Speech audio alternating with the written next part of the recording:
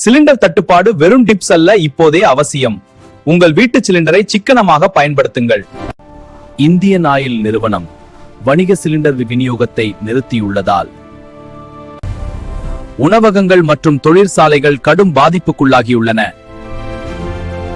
உங்களிடம் மின்சார வசதி இருந்தால் தண்ணீர் கொதிக்க வைக்க அல்லது பால் காய்ச்ச இண்டக்ஷன் அடுப்பை பயன்படுத்தலாம். இஸ்ரேல் ஈரானிடையே அதிகரித்து வரும் பதற்றம் உலகளாவிய எரிசக்தி நெருக்கடியை ஏற்படுத்தியுள்ளது. இந்தியாவில் தற்போது சமையல் எரிவாயு விநியோகத்தில் குறைந்துள்ளதால் விலை உயர்ந்து பற்றாக்குறை ஏற்பட்டுள்ளது.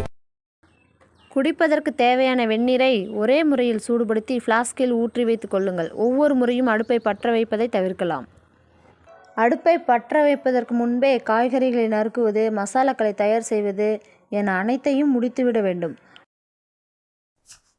அடுப்பை எரியிட்டு காய்கறி நறுக்கிறது எரிவாயுவை வீணடிக்கும். ஃப்ரிட்ஜில் இருந்து எடுக்கும் பொருட்களை நேரடியாக அடுப்பில் வைக்க வேண்டாம்.